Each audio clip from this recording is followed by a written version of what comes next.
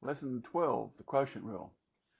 Here we have y equals u over v, where u is one function and v is another. Similar to the product rule, I'm going to have a delta y here, and a u plus delta u, and a v plus delta v here. Now we know that y equals u on v, so I can replace this y with u on v. Plus delta y equals this.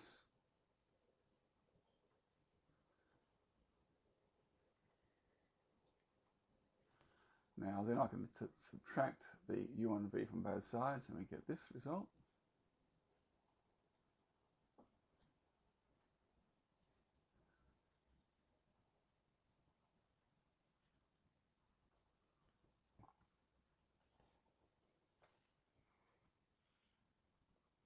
Okay, I'll just speed things up a little bit and put this over a common denominator of v.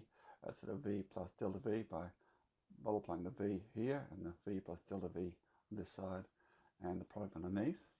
Now removing the brackets, we get uv plus v delta u minus uv minus u delta v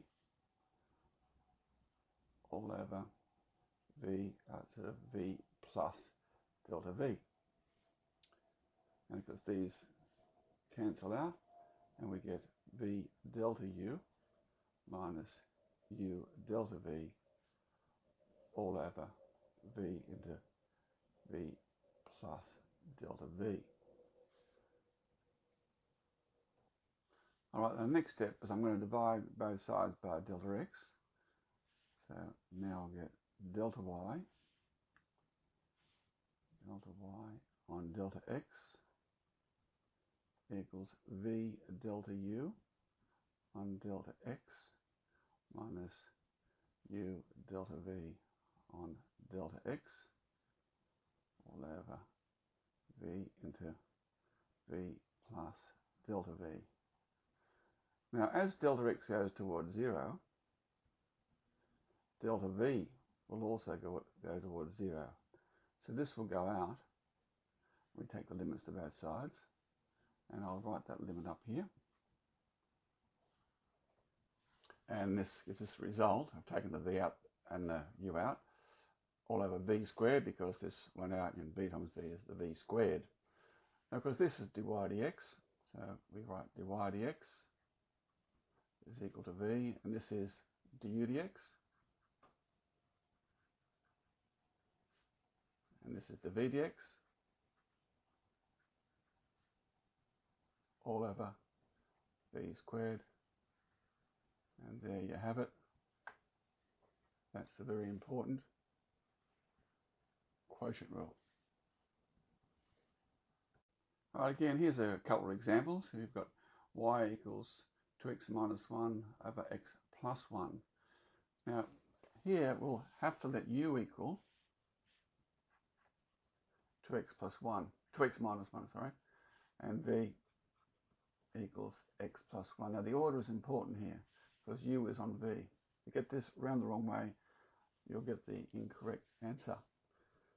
So now I'll work out what du is. So du is equal to 2 and the v is equal to 1. And applying the rule, we simply get dy dx is equal to now v du, this one here, is going to be 2 outside of x plus 1 minus 1 times 2x minus 1, or just 2x minus 1, all over this v squared, x plus 1, all squared.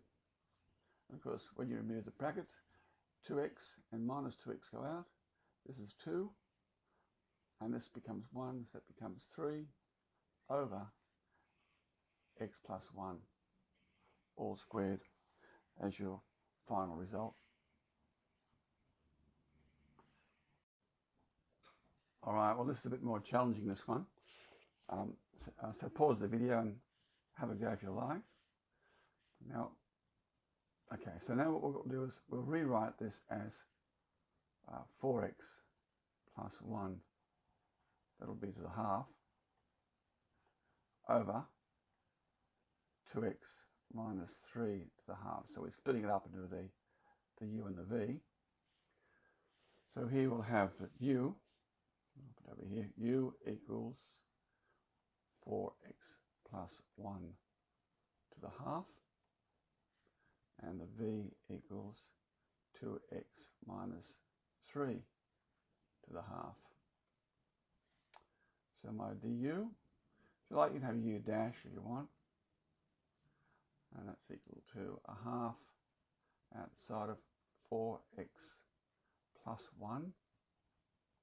Plus 1 is a minus a half.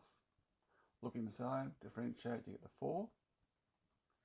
And that tidies up to 2 over the square root of 4x plus 1. This one, dv, is equal to a half outside of 2x minus 3. So minus a half times 2.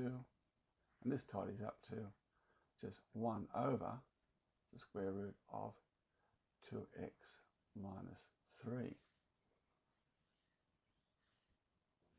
Alright, now just rearrange the bit so it's a bit easier to follow.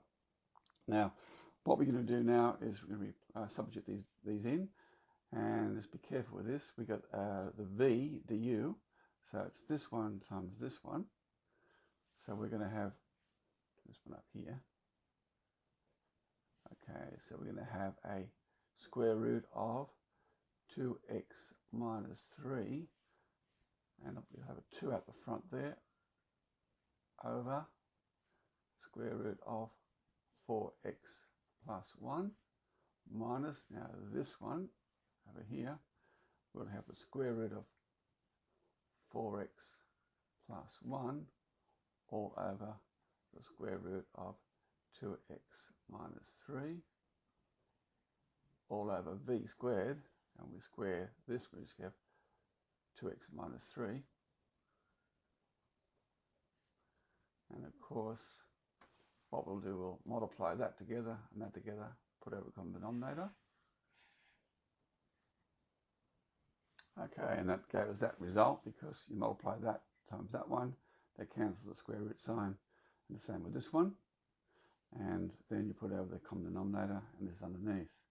Now, tidying this all up, we're going to get y dash is equal to, this is a 4x, and that's a 4x, I'll cancel.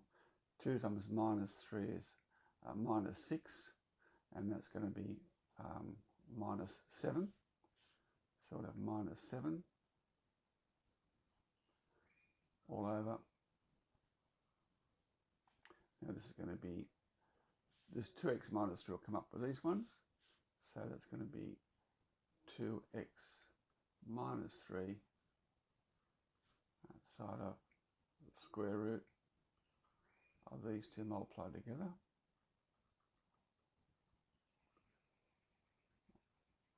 X plus 1.